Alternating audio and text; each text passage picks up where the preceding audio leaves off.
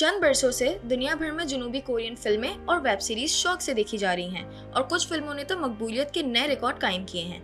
Web series squid game इनमें से एक है जो नाजरीन के दिलों को छू गई है। अब तक करोड़ों लोग इस वेब सीरीज को देख चुके हैं। ये दुनिया के 93 ममालिक में नेटफ्लिक्स के टॉप 10 के चार्ट में नंबर 1 पोजीशन पर रही है और इस वक्त हिंदी डबिंग के साथ पाकिस्तान और इंडिया में भी मकबूलियत के नए रिकॉर्ड बना रही है। जून 2025 को स्क्विड गेम का प्रीमियर हुआ है और यहाँ हम इस वेब सीरीज के तीसरे और आखिरी सीजन का रिव्यू पेश कर रहे हैं। इस वेब सीरीज की कहानी और मरकजी ख्याल हुआंग डोंग हाउक का है जो इसके हिदायतकार भी हैं। ख्याल नया नहीं है लेकिन इसको एक नए अंदाज में पेश करने की सही की गई है। हुआंग डोंग हाउक को एक दिहाई पहले इसका ख्याल आया तो इन्होंने जुनूबी कोरिया में मुख्तलिफ प्रोडक्शन हाउसेस को ये कहानी सुनाई, मगर किसी ने इसे लायके तवज्जो ना समझा, बल्कि ये कहा गया कि कहानी में दम नहीं है। अब आलम ये है कि ये कहानी नेटफ्लिक्स पर अब तक रिलीज होने वाली वेब सीरीज में सबसे ज्यादा मकबूल कहानी है। कहानी नवीस और हिदायतकार हुआंग डोंग हाउक ने जुनूबी कोरिया में बच्चों के खेल के जरिए जिस तरह वहाँ के लोगों की जिंदगी की अक्कासी की है वो अपनी मिसाल आप है।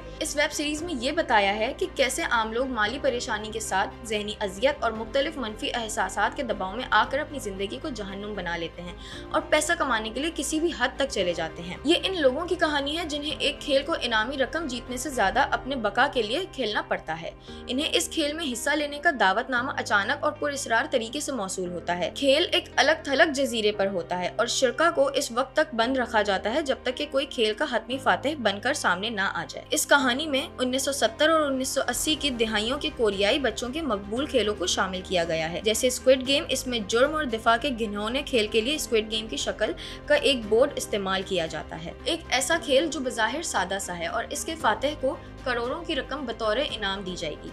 इस माली लालच में बहुत से मासूम लोग भी खेल खेल में एक दूसरे की जिंदगियों से खेलने लगे हैं। जैसे जैसे खिलाड़ी जान से जाते गए वैसे वैसे इनाम की रकम में इजाफा होता जाएगा। ये खेल इसी गिनौने और खून रेस चक्कर के साथ आगे बढ़ता रहता है। हर लम्हे में मुकाबला करने वालों को अगली स्टेज पर जाने से पहले अपनी मौत की तरफ धकेलने के लिए एक या एक से ज्यादा खिलाड़ियों का इंतखाब करना होगा। तीसरे जोन में कम से कम एक शख्स को मारने के बाद आखिर में जो भी बाकी रहेगा वो करोड़ों की ये रकम हासिल करेगा। ये इनामी रकम किसने हासिल की ये जानने के लिए आपको वेब सीरीज देखना होगी। फिल्म के हिदायतकार हुआंग डोंग हाउक ने पहले 2 सीजन में तो नाजरीन पर अपनी सलाहियतों और फनी महारत का ऐसा जादू जगाया कि सब देखते रह गए, लेकिन तीसरे सीजन में ऐसा महसूस हुआ कि इनके जहन में जो आइडिया था इसका रस गुज़िश्ता 2 सीजन में निचोड़ा जा चुका है और अब तीसरे सीजन के लिए कुछ बाकी नहीं बचा। कम से कम तीसरे सीजन के मयार को देखा जाए ये अपने पिछले 2 सीजन का आधा भी नहीं है। इंतहाई मायूस कुन हिदायतकारी और कहानी का मरक्कब जिसमें पूरी वेब सीरीज में कहीं क्लाइमेक्स नहीं दिखाई दे रहा, हत्ता के लोकेशंस के लिहाज से, सेट डिजाइनिंग के एतबार से और प्रोडक्शन के दीगर पहलुओं से भी इसका जायजा लिया जाए तो इसे एक बदतरीन और जबरदस्ती बनाया हुआ सीजन 3 कहा जाएगा। इस वेब सीरीज को 2 सीजन पर ही खत्म हो जाना चाहिए था। अदाकारी की तरफ चलें तो मरकजी और मावन किरदारों को सभी फनकारों ने बखूबी निभाया है, लेकिन तीनों सीजन में मरकजी किरदार अदा करने वाले ली जोंग जे ने तीसरे सीजन में भी अपनी अदाकारी का मयार बरकरार रखा है।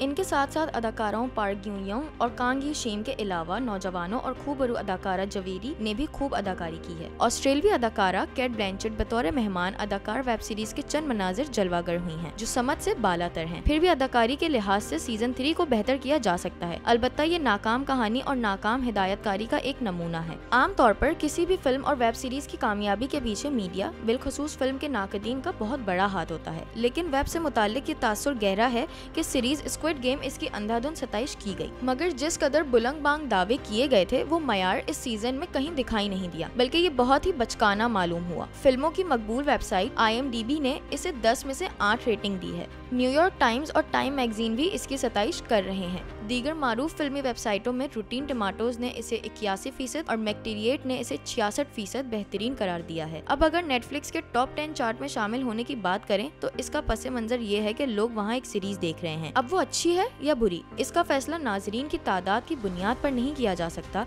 कि ज्यादा लोगों ने देखा तो कोई फिल्म या वेब सीरीज अच्छी है। वो बुरी, मायूस कुन या पस्त मयार की भी हो सकती है। मेरी राय है कि अगर आप स्क्विड गेम का सीजन 3 देखना चाहते हैं तो इसके पहले 2 सीजन जरूर देख लें, जिससे जिससे आप ये जान सकें कि किस तरह सीजन 3 आते आते वेब सीरीज ने अपना मयार खोया है। इसको बनाने वालों को भी शायद अंदाजा है, इसीलिए इसको आखिरी सीजन भी करार दिया है। सच ये है कि गुज़िश्ता 2 सीजन की मकबूलियत को नेटफ्लिक्स ने इस तीसरे सीजन में सिर्फ कैश किया है। इस तरह कारोबारी सौदा तो खूब रहा, मगर मयार के लिहाज से ये पस्त और आमियाना है, जिसे देखना मेरे नजदीक वक्त का जिया है। इससे कहीं ज्यादा बेहतर तो हमारे पाकिस्तानी ड्रामे हैं, लेकिन नेटफ्लिक्स हमारी फिल्मों और वेब सीरीज को अपने प्लेटफॉर्म पर जगह नहीं देता। इसकी एक बड़ी वजह जनूबी एशिया इंडिया में पड़ोसियों की इजारादारी है, क्योंकि नेटफ्लिक्स का जनूबी एशियाई हेड ऑफिस इंडिया में है। पाकिस्तानी हुकूमत को चाहिए कि इस तरह के एंटरटेनमेंट के इदारों को मुतवज्जा करे, क्योंकि पाकिस्तान भी नेटफ्लिक्स का बड़ा गाहक है।